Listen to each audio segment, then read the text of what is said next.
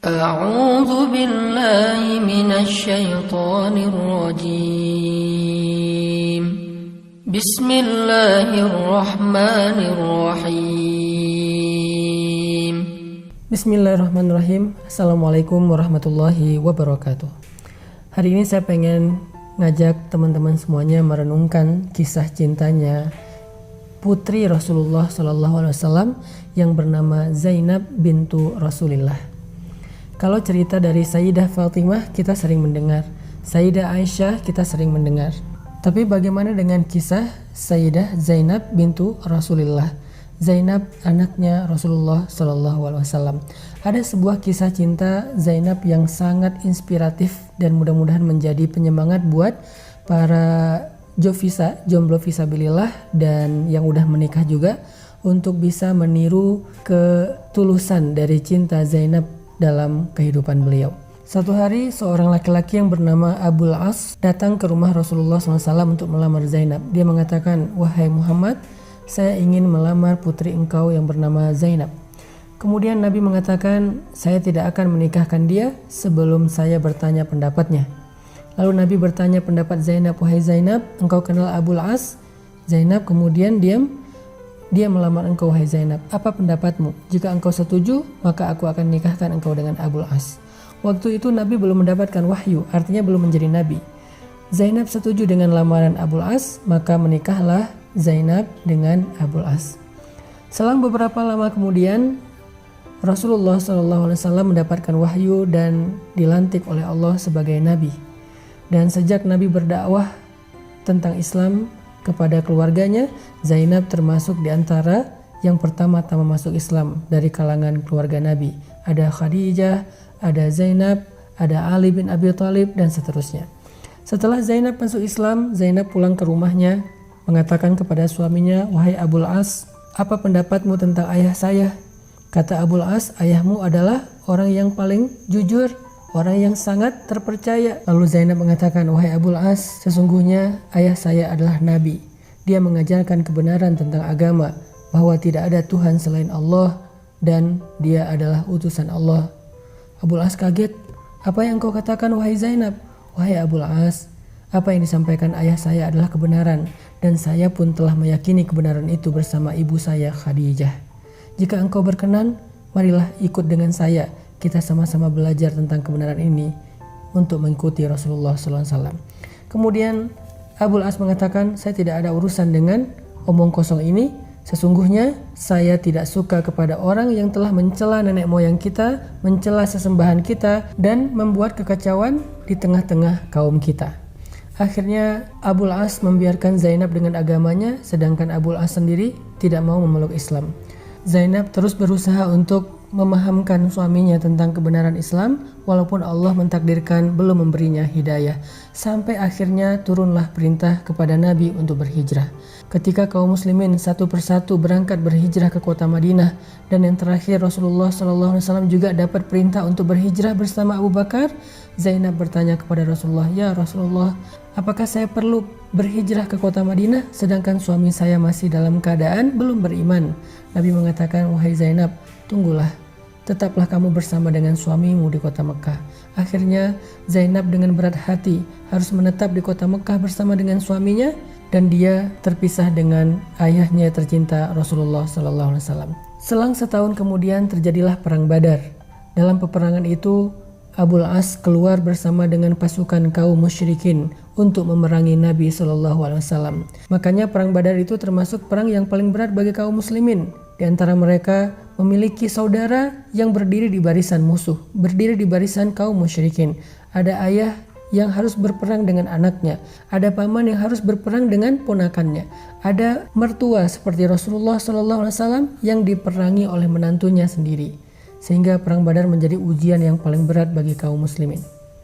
Setelah terjadi perang, dan kita tahu perang Badar Allah memberikan kemenangan yang besar bagi kaum muslimin, ternyata Abul As termasuk di antara orang-orang yang ditawan di antara tawanan-tawanan di kota Madinah. Kemudian sampailah berita ke kota Mekah tentang penawanan Abul As kepada Zainab bintu Rasulillah.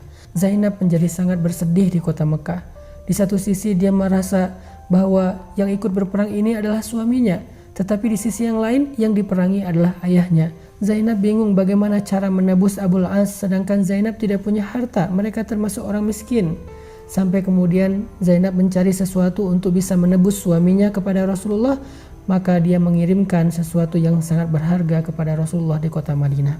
Ketika Nabi memeriksa di antara tebusan-tebusan yang diberikan orang Quraisy untuk menebus tawanan mereka, Nabi menemukan satu benda yang sangat istimewa di antara tebusan itu. Tahukah kita apa? Kalungnya Khadijah. Ketika Nabi melihat ada kalung Khadijah di antara banyak harta-harta tebusan, Nabi mengambil kalung itu. Wajah Nabi kemudian berseri-seri. Nabi kaget, ini milik siapa? Ini milik siapa? Nabi mengatakan, wahai kaum muslimin, siapakah yang memberikan kalung ini kepada kalian? Orang-orang mengatakan, ya Rasulullah, itu adalah tebusan untuk Abul As dari istrinya. Nabi kemudian menitikkan air mata. Nabi tahu ini adalah kalung Khadijah, tetapi sekarang diberikan oleh Zainab untuk menebus suaminya. Dan harta itu ketika dijadikan sebagai tebusan bukan lagi menjadi milik pribadi Nabi, tetapi milik kaum muslimin. Dan Nabi merasa sangat sedih, kalung dari seorang perempuan yang Nabi tidak pernah bisa melupakannya harus dijadikan sebagai harta milik umum dan tidak lagi menjadi milik pribadi Nabi. Bukan karena dia berharga dan mahal, tetapi dia penuh kenangan. Nabi menangis. Kemudian Nabi berkata kepada para sahabat, wahai sahabat-sahabatku, kalung ini adalah milik istriku Khadijah. Apakah kalian rela seandainya kalung ini dikembalikan kepada Zainab? Atau jika kalian merasa enggan, maka aku akan biarkan kalung ini menjadi harta tebusan. Semua mereka sadar dan mengatakan, ya Rasulullah, kami tidak akan mengambil sesuatu yang berharga di hatimu. Biarkan itu kembali kepada Zainab bersama dengan suaminya Abul As. Akhirnya Nabi tersenyum dan bahagia kalau itu dikembalikan kepada Zainab.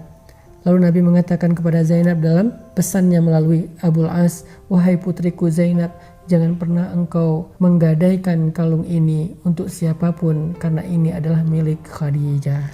Ini adalah cinta Nabi kepada Khadijah. Kemudian tidak lama setelah itu turunlah perintah dari Allah Subhanahu wa taala untuk menyuruh Zainab bercerai dengan Abul As.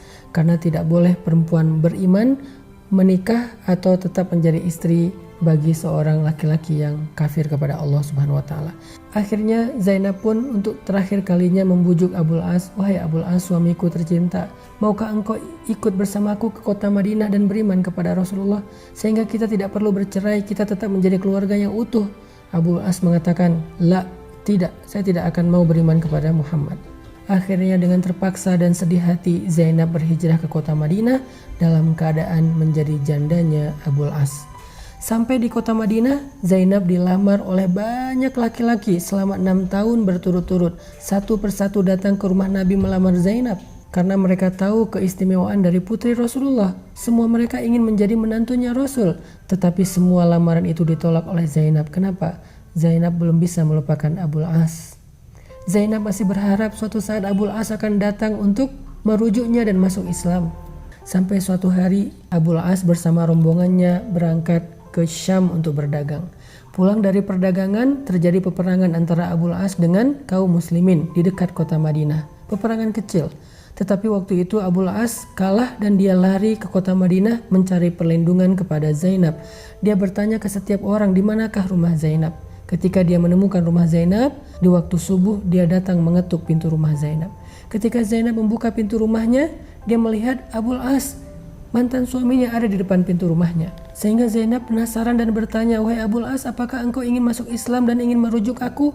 Kata Abul As, tidak wahai Zainab, aku meminta perlindungan kepadamu seandainya engkau masih menganggapku sepupu dan ayah dari anak-anakmu. Kemudian Zainab berangkat ke masjid untuk sholat subuh. Lalu selesai sholat subuh, Zainab berdiri dan mengatakan, wahai Rasulullah, wahai kaum muslimin, aku meminta perlindungan untuk Abul As. Nabi kemudian datang ke rumah Zainab, bertemu dengan Abul As, mengatakan, wahai Abul As, aku akan kembalikan kepadamu hartamu dan engkau adalah orang yang bebas. Ketika Abul As dibebaskan oleh Nabi SAW, barulah Abul As merasa tenang. Kemudian dia kembali ke Mekah. Setelah selesai urusannya di kota Mekah, dia kembali ke Madinah dan dia mengatakan, Asyhadu an la ilaha illallah wa anna Muhammadan Rasulullah. Sejak saat itu Abul As kembali kepada Zainab dan selang setahun kemudian Zainab pun meninggal dunia. Saat Zainab meninggal dunia, Abul As menjadi orang yang paling keras menangisnya, seperti seorang anak kecil yang ditinggalkan ibunya, menangis sekencang-kencangnya. Abul As mengatakan, "Ya Rasulullah, tidak ada gunanya dunia ini tanpa Zainab." Selang setahun kemudian setelah Zainab wafat, Abul As juga wafat dalam keadaan menunggu hari pertemuan dengan Zainab. Merekalah kekasih dunia dan akhirat. Apa pelajarannya dari kisah cinta Zainab dengan Abul As? Cinta sejati itu dibangun di atas keimanan. Cinta sejati dibangun dengan ikatan karena Allah Subhanahu wa Ta'ala. Mudah-mudahan kita bisa membangun cinta sejati dengan iman di jalan Allah Subhanahu wa Ta'ala, sehingga siapapun yang masih punya cinta yang bukan karena Allah dan tidak dibangun atas landasan agama Allah yang tidak halal, maka ayo kita jadikan cinta kita cinta yang diridhoi Allah, sehingga cinta itu mendekatkan kita kepada Allah dan cinta itu akan kekal dalam surga Allah Subhanahu wa Ta'ala. Barakallahu fiikum.